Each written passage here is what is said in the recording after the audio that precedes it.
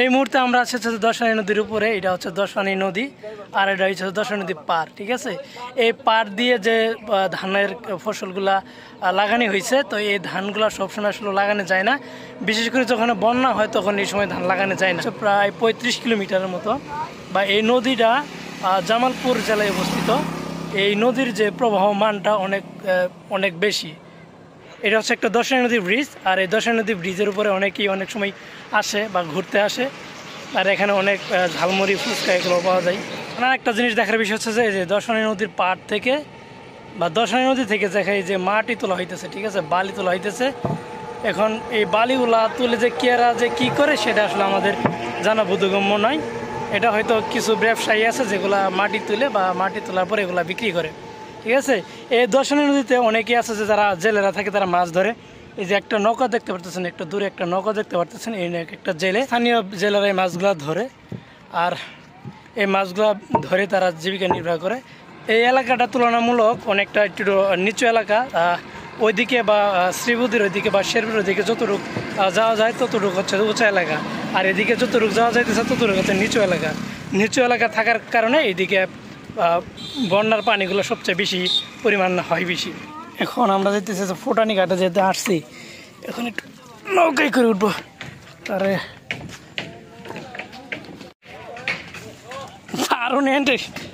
দারুণ ইন্টারেস্টিং একটা বিষয়। এটা হচ্ছে আখের একটা বাগান। এই বাগানের ভিতর দিয়ে আমরা যাইতেছি। এটা হচ্ছে আখের বাগান, ঠিক আছে। আখের বাগানের ভিতর দিয়ে আমরা যাইতেছি।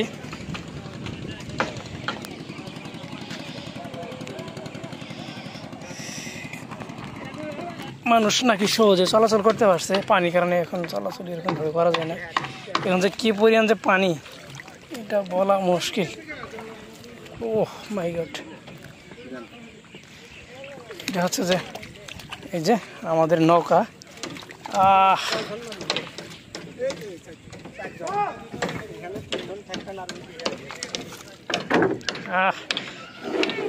ফাইনালি নৌকা, ঠিক আছে। ওই যে ওখানে আর একটা নৌকা মেরামত করতেছে আর কি। এই যে নৌকা, ওইদিকে হচ্ছে ঘাট, আর এইদিকে হচ্ছে যে এই যে আমরা সবাই ঘুরতেছি। গাইস, এখন আমরা হচ্ছে নৌকার উপরে, একদম নৌকার উপরে। আর এটা হচ্ছে আমাদের আজকের নৌকা। ওইদিকে মঞ্জু যেখানে বসে আছে ওখানে মাঝে থাকবে, আর এই পাশে হচ্ছে আমরা থাকবো, ঠিক আছে। আমি আসছি, সজীব আসছে, আর বন্ধু আসছে আর কি, আর এখানে ছোট্ট বন্ধু আসছে।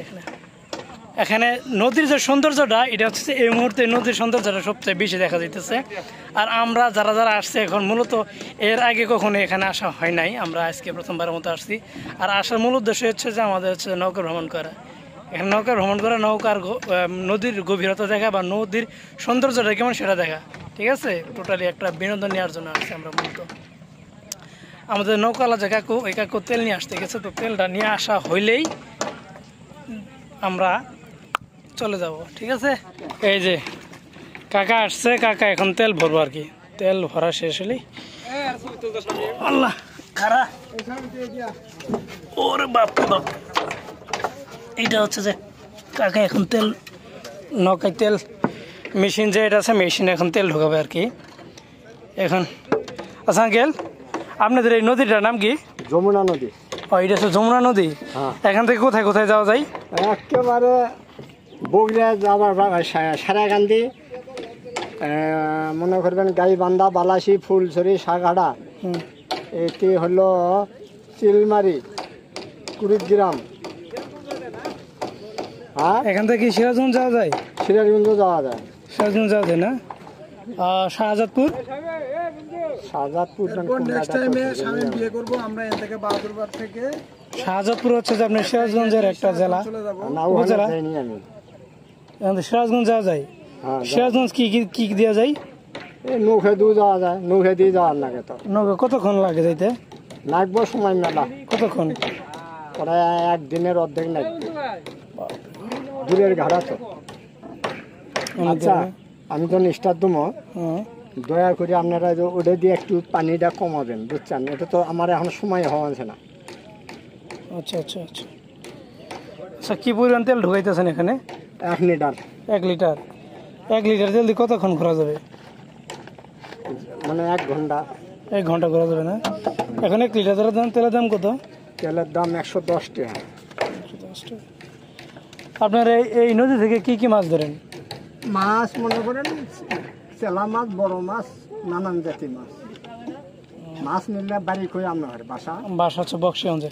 বসিগঞ্জ। মাছ যদি নিতে চান সকাল 6টা আসবেন, এখানে বিক্রি হয়। এখান থেকে সকাল 6টা বাজে মাছ পাওয়া যায়। হ্যাঁ, পাওয়া যায়। আচ্ছা, ওই বোটাটা দেন, ওই হ্যান্ডেলটাও দিবেন। এই হ্যান্ডেলটার বৈঠাটা দে।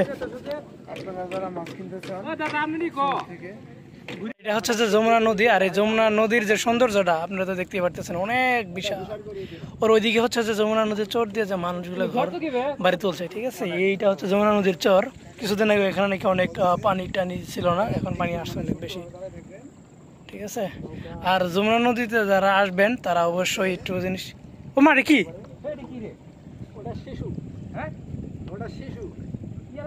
ও মাই গড,